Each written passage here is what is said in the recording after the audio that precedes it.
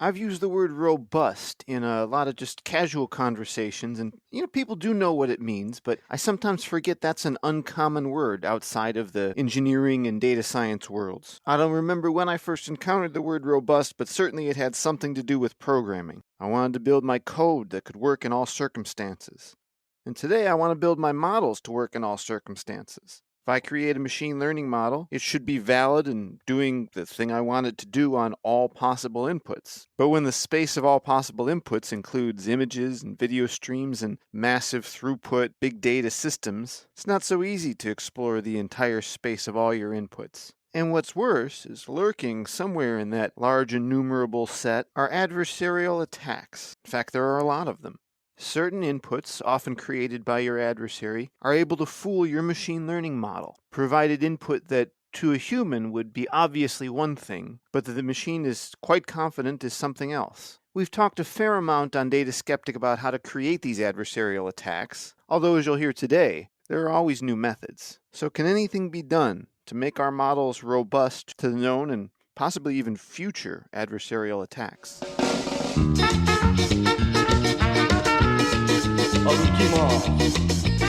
This week on the show, I speak with Daniel Kang about his recent paper, Testing Robustness Against Unforeseen Adversaries.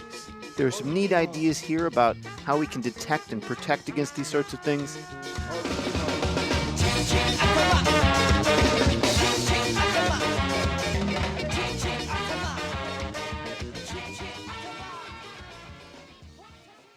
I'm Daniel Kang. I'm currently a graduate student at Stanford University in the computer science department, and I am part of the Stanford Dawn Lab, where we work on deploying machine learning efficiently and easily.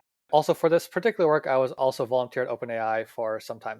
And tell me a little bit about your specific areas of research. What's most of your time in grad school spent looking at and considering? Yeah, so in grad school, what I've been focusing on is trying to understand how to actually deploy machine learning efficiently, reliably, and effectively. What we've noticed is that when machine learning researchers have created these amazing machine learning models that do really well under certain circumstances, but the real world is really complicated. There's a lot of issues that crop up when actually deploying machine learning models, ranging from machine learning models being expensive to deploy, ranging from training data being noisy, all the way down to worrying about attacks from adversaries. And I've been focusing on trying to understand those issues when it comes to actually deploying the amazing technology that many machine learning researchers have been making. Yeah, the paper I invited you on to talk about is titled Testing Robustness Against Unforeseen Adversaries. And it's interesting you frame that as a deployment issue, because in my mind, when I think of deploying ML, I'm thinking of how there's no perfect system, in my opinion. We have Onyx files and different stuff like that you can try, but for some reason, it's not as easy as it seems like it should be. Do you have any thoughts about why I guess what I picture as more lower level aspects of that are still kind of challenging for a lot of people to deploy?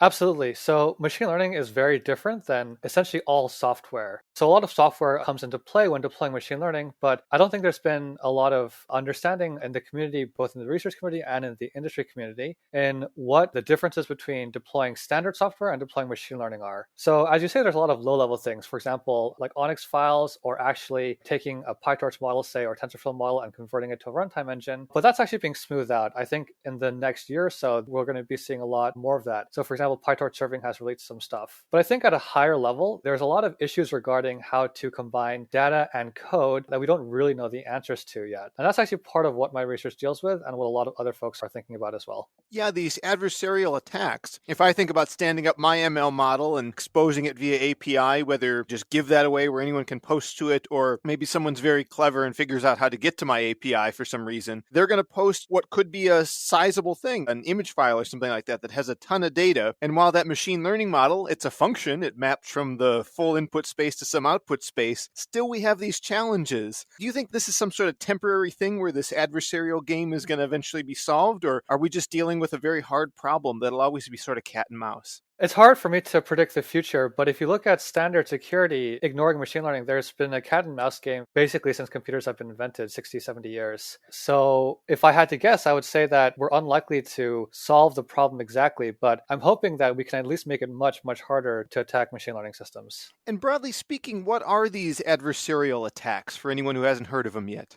An adversarial attack is, you can think of it as a procedure to generate an input that will fool a machine learning model, often for some nefarious means. So to give an extreme example, you might imagine posting a sticker on a stop sign that changes a perception system prediction in a self-driving car from a stop sign to, say, 60 mile per hour speed limit sign, which would cause erroneous behavior in a vehicle and might even cause physical harm. Now, I've looked into a number of these different techniques, and there seem to be more coming out by the hour. Some of them need the model, and some of them need the data set, and some of them need to not require too much of anything. What do you see as sort of the garden or the taxonomy of these different kinds of attacks, and how much a little bit of access helps or hinders? Yeah, as you say, there's a wide spectrum of attacks. I'll roughly break them down, but these categorizations are very rough, and attacks can span different categorizations as well. At a high level, there's what I'll call white box and black box attacks. White box attacks assume access to the model, and black box attacks don't assume access to the model, but assume you can query the model. So for example, in a white box attack, you'll have the weights and basically everything. And in black box attacks, you might just have API access. So for example, Google's image classification API is an example of where you can query, but you don't have access to the model weights themselves. That's on the model side. There's also, as you say, attacks on the data side. And here, the threat model is slightly different. Typically, the threat model assumes you can tamper with some fraction of the data. And by tampering with a small fraction of the data, this will cause the model to have erroneous outputs on typically specific patterns or just be less robust in general. What are some of the things that model developers can do to defend against these sorts of attacks?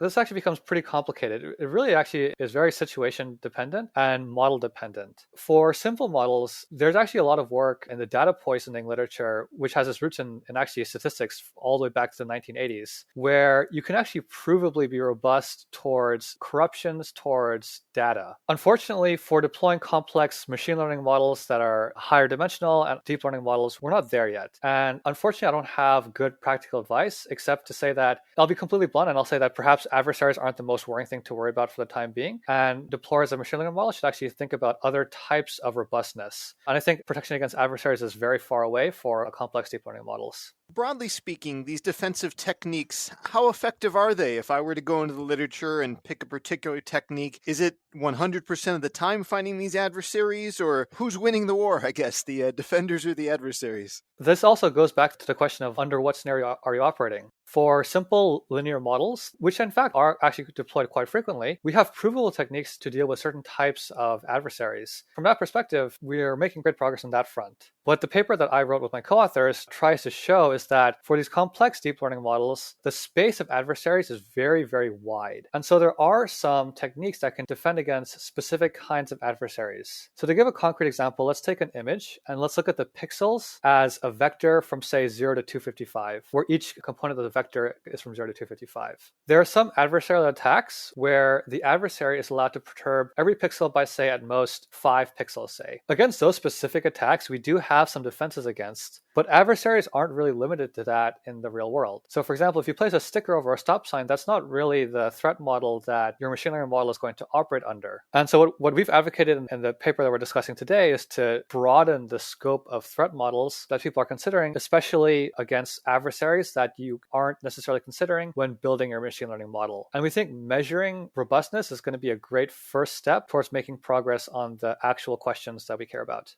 And could you go into a little bit more about robustness, what robustness means in this case? Yes, there are informal definitions of robustness and there are more formal ones. I'll give a slightly informal definition. So given a set of inputs that we think are reasonable, we want the model to also produce the same outputs under those inputs when they're perturbed in ways that could be potentially adversarial. So again, to give a concrete example, let's say we have a specific image of a cat that's very obviously a cat and we want to distinguish, say, cats versus dogs. If we perturb a few pixels in the image by a small amount, then the machine learning model should still classify that image as a cat. However, a lot of the adversarial literature shows that these really small perturbations, by only changing a few pixels by not that much, can actually really change the classification of pretty much all existing machine learning techniques. And so by robustness, we ideally want that image of a cat, even when perturbed by a small amount, to still be a cat by the machine learning's output. A moment ago, we were talking about that space of different adversaries, that there's so many different ways to construct these attacks. One thing you can do is be very thorough, go through the literature and study all the existing ones, but there's more coming out all the time. In fact, to kind of explore that idea, you and your co-authors introduced some novel attack vectors. Could you describe those and why they, are sort of interesting in comparison to the existing literature, that they're not just a variation on a theme per se? Yeah, so if you look at the existing literature, almost all of the work on adversarial defense has focused on LP attacks. And this P is usually 1, 2, or infinity. So again, let's take an image as a vector of pixels. You're allowed to perturb that vector by some amount in LP space. The problem is that adversaries aren't constrained to perturbing images in these LP balls. Instead, for example, let's say we have a JPEG image and we perturb the JPEG coefficients slightly. This will actually result in large changes in LP, but very small visual changes. And this is in fact almost by design, because the JPEG compression scheme was meant so that if you perturb some coefficients, the output won't actually change that much in a specific way. There's also other types of attacks, but for example, obscuring the image slightly with noise, that again, it doesn't fall under these LP balls, slightly warping the image, which we call the elastic attack, and also weather-based attacks, which we call fog and snow, which are constructed adversarially. And so we want to introduce a wider range of attacks that don't fall under these LP perturbations. And I guess just for the sake of a baseline, how well do the existing defense techniques work against these new novel attack vectors? So we have our full results in the paper, the appendix for the exact numbers. But one of the things I want to point out is that what we did as part of our study is that we actually took a bunch of existing defenses and then attacked them with our novel attacks. And the full results are in our paper. But even at modest levels of noise for the weather-based attacks, existing defenses basically get 0% accuracy on them, which is quite concerning. What this basically means is that if you change the threat model, or in other words, what the adversary can do, just a little bit, these existing defenses can do quite poorly. Yeah, that is concerning. It seems like we'll have quite an arms race then, I guess, of attacks and defenses, or we could run into that at least. Is there a way we could maybe build a meta defender or some aggregate defender? I think that's a great question, and I don't have an exact answer for you. I think that by introducing this method of evaluating robustness under a wide range of attacks, we want to encourage the research community to go in that direction. I think there have been some approaches that are beginning to try to look at this. So there are methods which essentially take inputs and perturb them. And then the constraint is that the outputs for both the original input and the perturbed input have to be close together. And conceptually, this is quite nice, because what we're essentially saying is that if you take an image and you perturb it, the prediction should be similar to the original image's prediction. Well, this hasn't solved the problem yet. I think such approaches are going to be ideally interesting and hopefully useful once we do more research. Makes sense. One of the things proposed in the paper is the UAR, the Unforeseen Attack Robustness, which is a proper, statistical measure. We can calculate it. You guys give the formula. Is your vision that other researchers will take that up and maybe report it the same way they report accuracy and things like that today? Yeah, that's absolutely the hope, especially for researchers who are doing work against adversarial attacks. So the UAR metric right now has a specific set of attacks that go into it. So what we're effectively saying is that do whatever you want for the defense, but do not use these specific attacks. Once you have your defense that does not consider these specific attacks, then measure against the attacks that we propose. And ideally, similar to how there's a train set and a test set for standard machine learning, ideally this will help us get a sense of whether or not a given adversarial defense will generalize to a broader range of different adversarial attacks. That's what we're hoping will happen.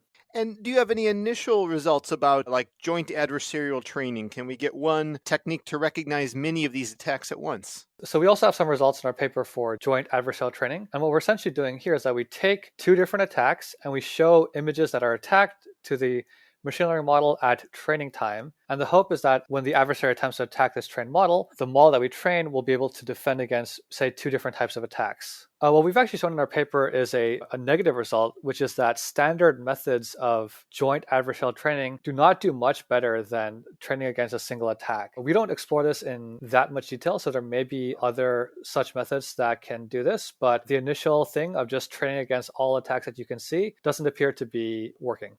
That feels troubling to me. It's almost as though, as a practitioner, I might have to pick the techniques I want to defend against and sort of this uncomfortable trade-off, I guess. Do you think we're headed down that path, or maybe with, research and training methodologies, we can account for a more, meta-level version? So Dave Patterson, who actually won the Turing Award, I think last year, says that benchmarks drive progress, roughly speaking. I don't have the exact quote. And I think that by releasing a benchmark, we're hoping that we can avoid this future. And do you think there's any way we can bound the space of all these possible attacks? Like, I look at the JPEG one in particular and find it sort of troubling because it's novel in a way I hadn't even thought of. You're sort of attacking the schema or the file format rather than the image contents itself. So no surprise that would be a successful in how novel it is. Are there ultimately some, closed system we can draw around all the possible methods, or are there going to be sort of innumerable infinities in here somewhere? Right now, we're still in the very, very early stages. And again, to draw an analogy to computer security, in the early stage of computer security, there were just a whole host of problems. But, after years and years of research and,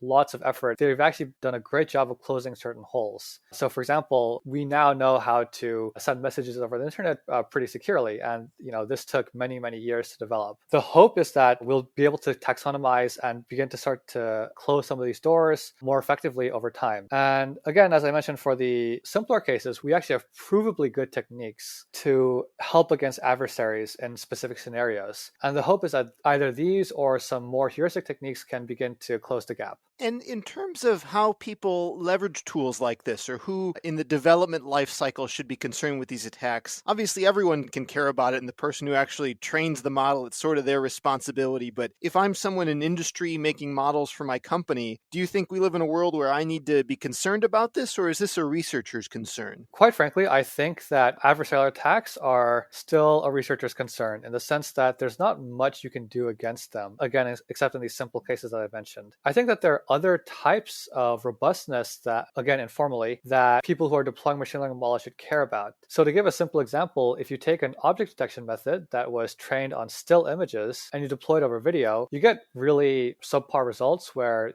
things flicker in and out. The computer vision community has thought about some ways to mitigate this, but again, they're just effectively just post-processing steps, roughly speaking. And so I think there's a whole host of other problems that naturally arise that we should take care of before really focusing on adversaries at deployment time. And this is specifically for perception. I think there are other scenarios where you do have to think about adversaries. So for example, if you think about the Microsoft Twitter bot, Tay, you have these people who are tweeting effectively malicious things at it to get it to tweet offensive things. That is a scenario where you do have to care about adversaries, but that's very different than the perception system that this present work is currently looking at. There's one thing that I took away from the paper. Maybe I'm reading into this the wrong way, so feel free to correct me if I'm coming from the wrong assumption. But in terms of a model being trained to defend against a specific attack, did you see any degradation or any ability for then the other attacks to have more of an ability to get in? Am I going down a useful path, you think?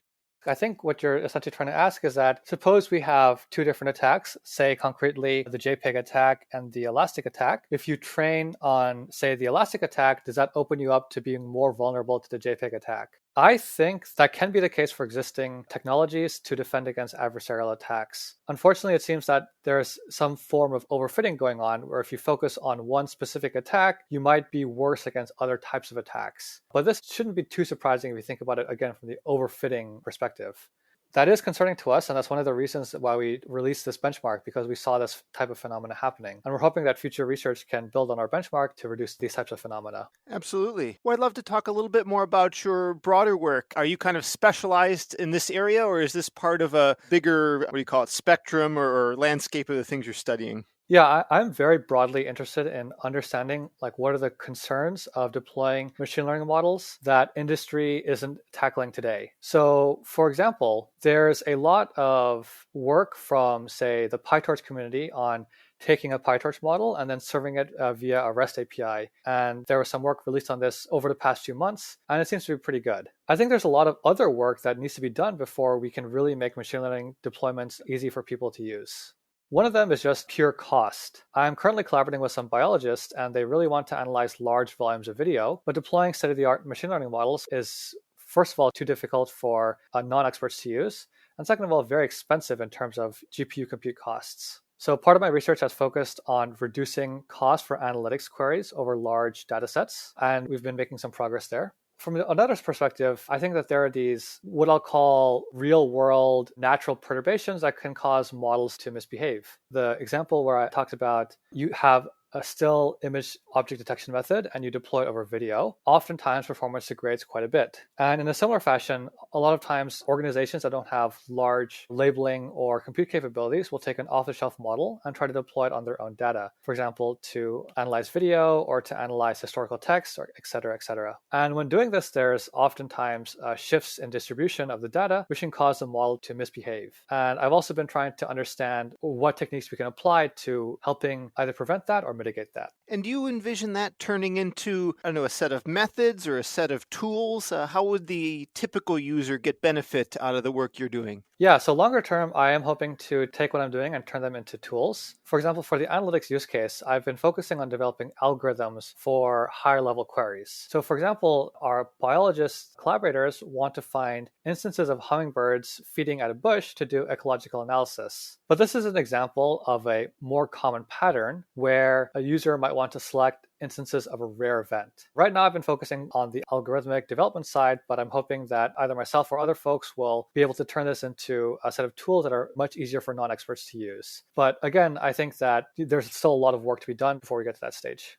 Do you think there's any low-hanging fruit that a lot of practitioners could benefit from knowing about in terms of getting their models ready into production and keeping them healthy and serving the objective while they're there? Yeah, so this goes a little bit outside of my research, so I don't want to say things too confidently. But one of the things I do want to say is that machine learning is data plus code. It's not just code. And the implications of that are quite severe. For example, managing data is going to be an increasingly important problem, especially because you might want to go back and say, clean your data set. And so having good tooling around the process of managing data and how that interacts with code, I think will be very important. Aside from that, I think that another thing to pay attention to is that trying to understand what the end use case for these machine learning models are. In my research, I've been focusing on how to exploit what the user is asking for to develop more efficient algorithms for, but there are other practical ways to do this. Essentially, connecting the machine learning use case with the end use case can help do things more efficiently and also more practically. Well, Daniel, is there any place people can follow you and your work online?